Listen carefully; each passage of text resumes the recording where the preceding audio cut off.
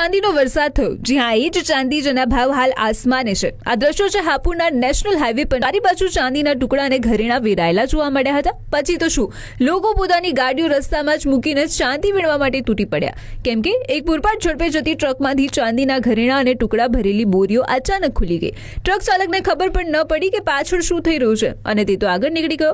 પણ પાછળ આખા હાઈવે પર ચાંદી પથરાઈ ગઈ. રસ્તા પર ચમકતી ચાંદી જોઈને રાહદારીઓ અને વાહન ચાલકોમાં ભારે લૂંટ મચી ગઈ હતી. જેને જે મળ્યું તે થેલી કે ખિસ્સામાં ભરીને રવાના થઈ રહ્યા હતા. મોજમાં આવેલા લોકોએ હાઈવે પર પોતાની ગાડીઓ ઊભી રાખી દીધી, જેના કારણે લાંબુ ટ્રાફિક જામ પણ સર્જાયો. આ દરમિયાન હાઈવે પર ભાગદોડ જેવી સ્થિતિ પણ સર્જાઈ હતી. ઘટનાની જાણ થતાં જ સ્થાનિક પોલીસનો કાફલો પણ સ્થળ પર દોડી આવ્યો હતો. પરંતુ પોલીસ પહોંચે તે પહેલા તો અનેક લોકો કિંમતી ચાંદી લઈને પલાયન થઈ ચૂક્યા હતા. પ્રાથમિક રીતે એવું લાગી રહ્યું છે કે આ ચાંદી જૂના ઘરેણા ઓગાળવા માટે ટુકડા સ્વરૂપે કોઈ વેપારી દ્વારા ટ્રાન્સપોર્ટ કરવામાં આવી રહી હતી. અત્યારે તો પોલીસ આસપાસના સીસીટીવી